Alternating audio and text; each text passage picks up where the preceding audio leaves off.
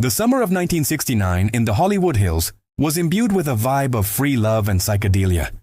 The glamour of the film industry was at its peak, and one of its most promising stars was Sharon Tate, a young actress married to director Roman Polanski. Their home, located on Cielo Drive, was a bohemian and peaceful paradise, a refuge away from the city's hustle and bustle.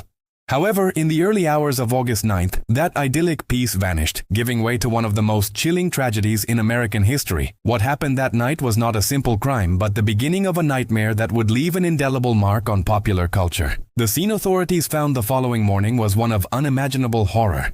The bodies of Sharon Tate, 8.5 months pregnant, along with her friends Jay Sebring, Abigail Folger, Wojciech Frykowski, and young Stephen Parent, lay lifeless. Detectives were baffled by the brutality of the attack. There were no signs of robbery, and the sadistic nature of the wounds pointed to a darker motive than simple greed. The satanic symbols and the word pig, painted in blood on the front door, added a layer of mystery and confusion. Who could have committed such an atrocious act, and for what purpose? The mystery deepened in the following weeks. The police, with no clear leads, were submerged in a labyrinth of false alarms and wild theories.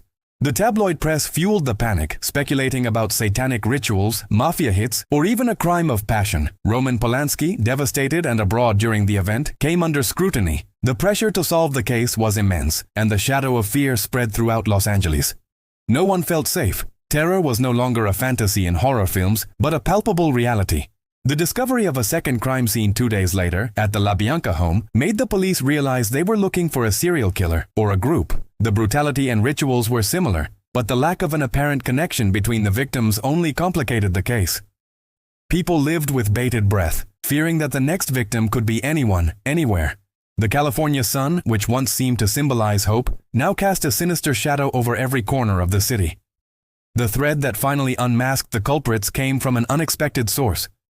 An informant, burdened by a guilty conscience, decided to talk. What she revealed was more disturbing than any theory the police had considered.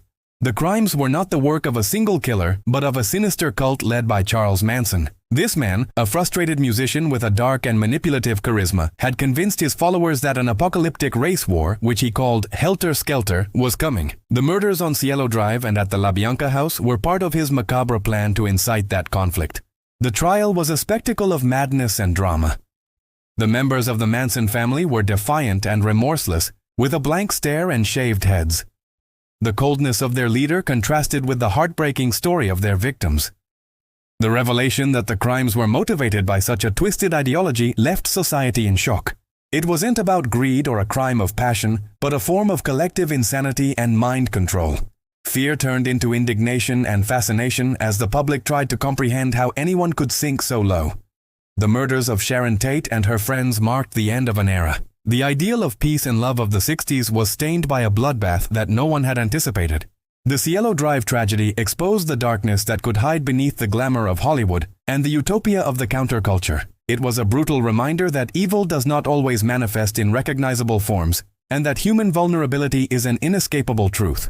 The legacy of that summer remains to this day, as a somber warning and a solved mystery that, nonetheless, continues to disturb all who remember it. Don't forget to subscribe to the Apex of Shadows channel, leave a comment, give a like, and share this video. Until next time.